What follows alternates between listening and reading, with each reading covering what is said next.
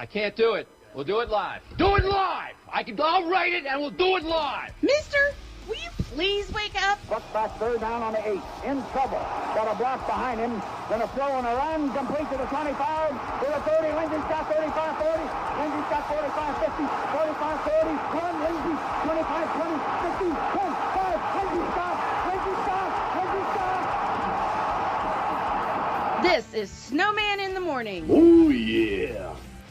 And away we go on the Manic Monday edition of Snowman in the Morning. Thank you all for joining us. And man, we got made some changes, as y'all can see on the video feed. We added a few things, and we're going to continue to tweak it. We're going to continue to add some stuff. And I forgot to turn on my light. Oh boy, well, actually both lights work. Both lights work. Oh, we got a lot to go through today, and I get to laugh at the doubters of one Jimmy Garoppolo because I told you guys to trust him. Trust him. I told you guys that. But no, the cries were out there. The cries of Garoppolo needs to go. The cries of it's Trey Lance's time. No, it is not. Because Garoppolo rescued the 49ers yesterday. Twice. And Cole Johnson is now with me. I got a big old smile on my face, man. I wonder why. I mean, I know there was this game on the banks of the Ohio River in Cincinnati that you really were keen on wanting to watch, and it was some result that happened from it. The last I remember, it was tied at 20, and then I received a message from you about 35 or so minutes later, and it said something to the effect that Jimmy G got it done. Yes, he did get it done because on two occasions, once in the fourth quarter and once in overtime, and Robbie Gould pushed the potential game-winning field goal wide at the end of regulation, but Jimmy G said, okay, we'll do it again. And Cincinnati took the lead in the overtime. The biggest play was holding the Bengals to a field goal in the overtime. We got a ton to touch with that. We'll get back to that in our next segment. You can text the show at any time. 919-912-2256. John Misak already joining us. He says 12-1 with all 12 on Sunday, and the Thursday game being the only wrong pick. I told y'all I'd pick the 49ers, and they were only favored by 2, so they covered yesterday also. Let's get inside the layout. As we're talking NFL Week 14, big win by the 49ers, big win by Tampa Bay, big win by the Chargers as well. They needed that too, yeah. The Chargers needed that with a ginormous game coming up in California on Thursday night. We're going to go all the way through Week 14. John says that game should be fun to rewatch. Yeah, it is going to be fun to rewatch. When I was watching that 49ers game, I was also watching the Buccaneers and the Bills had come all the way back, even the game at 27, and then Tom Brady did Tom Brady things in overtime. Brashad Perriman, a bit of redemption for him.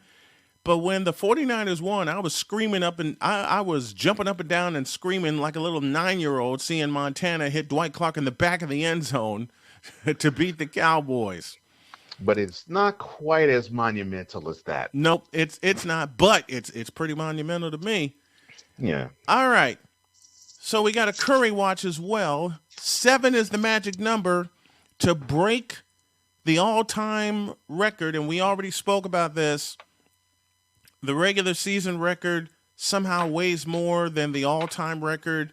I don't know why, but the magic number is 7, and he could conceivably get all 7 tonight at Indiana.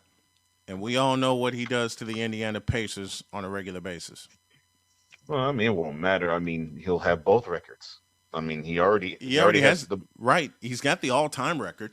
Yeah, he has all-time playoff and regular season. Okay. So that should be celebrated in and of itself. Right. That should be celebrated in and of itself. But these modern people, I know the feeling. I know the feeling. you've been involved in sports media as long as I. Mm-hmm. The eyes are biased, but they that claim they're not. is an under.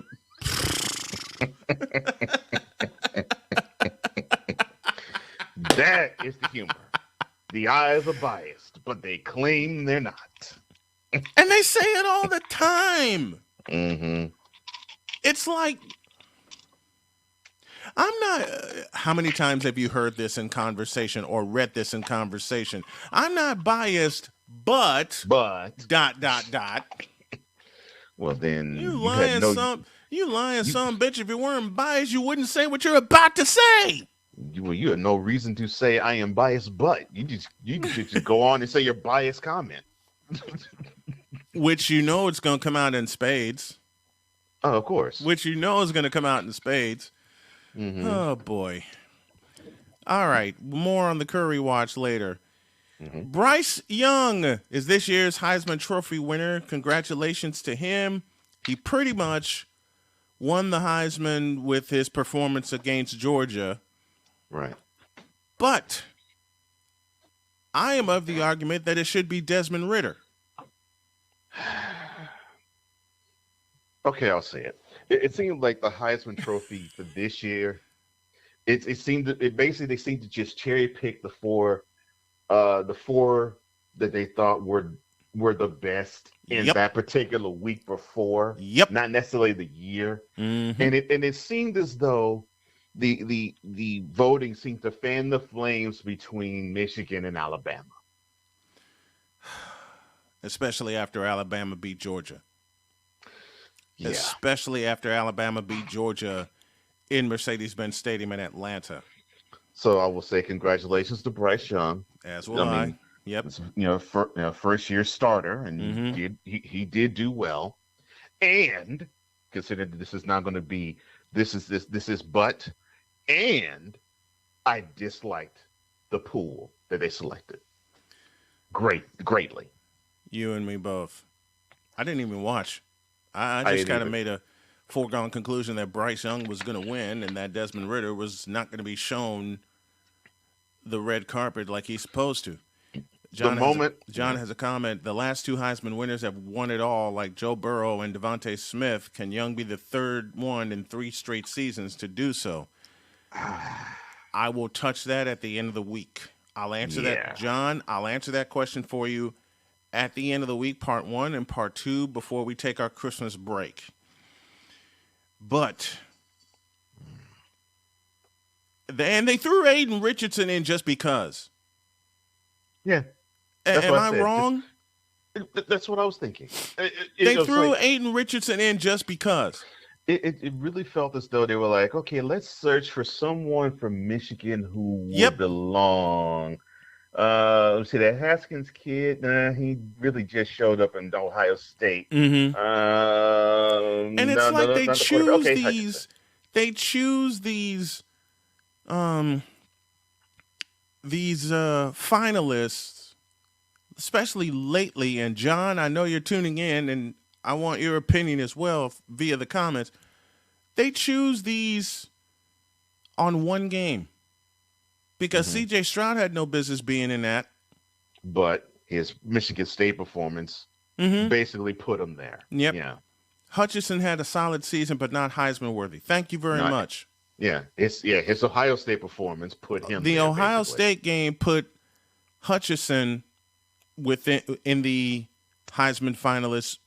Mm-hmm. He got the red carpet treatment, but why not a player that led his team to 13 wins and a conference championship? What's wrong with that picture? The picture is they did not want to show shine steel to a non-Power 5 conference team. But what I find so funny about this is, it's December. In a little less than 9 months, they will officially no longer be a A non-Power non-Power Five Five conference team. conference, and They they will be a still Power don't. Five conference team. And I'm willing to bet you they still won't show them any love when they get to the Big 12. Probably not. Imagine if they wreck shop in the Big 12 next year, run the table, win the conference title, and they still present the committee with a lot of problems. Because I'm willing to bet you, should they run the table again and win the Big 12 convincingly, the committee is going to be shaking in their boots and blanking in their pants. Really big. Okay, all right. I was going to say this is Thursday, but I'll basically do it as a teaser. College football, they don't know what they're doing. They really don't.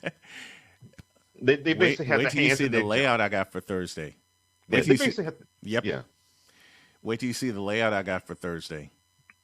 Yeah. Because it's gonna be off the charts because I have a lot of thoughts about this. It's like that old school James Brown song. They all have ants in their pants. They need to dance. I mean, Yep. It's just that way for them. It is. Sad. It is. It's moving on. Zach Randolph was honored in Memphis. Ice Cube did the narration. I got nothing but that to say about. I think I really do believe people do fully understand why we have an affection and an affinity for Zach Randolph and Zebo. Mm-hmm. But I think what people don't understand is how connected he is to Memphis. Yes. I mean, they love this guy.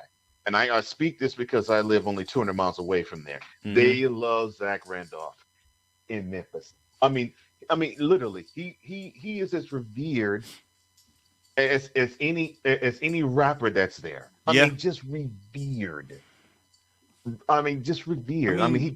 Zebo is revered in Memphis, like Michael Jordan is revered in Chicago. Yeah, that is the love that Zebo has for the city of Memphis, and how involved. Yes, he is, not was, is in the city of Memphis. Hell, I can make this comparison. Zebo's loved in Memphis like MJ is loved in North Carolina. Mm-hmm. Because they do treat him as a hometown guy. Yes, it's beautiful, man. It's beautiful to see that, and I'm so happy that he is getting his shine. He deserves it. He deserves it, and then some. Yeah. Yes. He absolutely deserves it. Now to a subject I did not want to touch. Oh man, I wanted to stay on Zach Randolph a little longer. Oh, I'm sorry. But Rob Manfred. Oh, good Lord. Will you fix this lockout, please? I don't know if he understands if there is a problem to fix. I'm being serious. I don't know if he actually. It's as if he must have been in some sort of coma with the last work stoppage almost 30 years prior. Yep. And he didn't, and obviously he didn't get the memo as to how damaging. Nope. That work stoppage, and that was a strike, not a lockout. Mm-hmm. That work stoppage was to the whole game in particular, because that was a year where it was primed to do some big time business with a lot of stuff that happened on the field. Oh yeah. Or on the diamond. And then they just got abruptly shut off in August. And it took 4 years and unfortunately 2 steroided up dudes. Yep. To bring the sport back to where they once were going to go. Yeah. And he needs to understand that this is a huge problem. And that strike killed the Montreal Expos. That strike, 1994, I hated that. Killed the Montreal Expos. Let me say it again. That strike killed the Montreal Expos and their fan base. Because had they gotten to the World Series, Olympic Stadium would have been blown to smithereens and they'd have gotten a new place. Yes, I 100% agree. And they had a good team. They had where that was they going. had a hell of a team. Yeah, where that would have been a possibility. Yeah, it just Olympic Stadium would have been blown to smithereens, and they'd have gotten a new place. And I make the comparison with the Toronto Blue Jays. They get good, they get the Sky Dome. mm-hmm. And now there's a rumor going around that the Tampa Bay Rays are going to play some of their games, should we have a season, in Montreal. In Montreal. Mm-hmm. That's been a rumor for going on a full year now. And I only have one question. Why? This situation here is tantamount, even though they only did this for one preseason game, for when they had the Warriors play the Thunder in Seattle. And to me, I'm thinking, why do you want to tease the fans like this? It's like you want to acknowledge, and they never did it again. Right? It's like you want to acknowledge, okay, yeah, we really royally screwed up and messed up in having this particular franchise move from your city, and we recognize it, and we want to bring it back in some way, shape, form, or fashion. Why tease them instead? And then just do nothing afterwards. Why? That makes no sense to me. And they never did. And they never did it again. Ryan McCarthy, good friend of mine, joins us via YouTube. Said that's been a rumor since 2019. I wrote about the pros and cons of a split season for the Rays. Ryan, I want to bring you on this week so you can discuss that with us. We'll work that out. Yeah. And all I got to say to Rob Manfred, You fool! You fool! Well, I'll put it to you like this. The last work stoppage killed baseball in Montreal. This one might kill baseball in Tampa. Yeah, and Rob Manfred's just going to sit around and do nothing about it. Yeah. That's what gets me.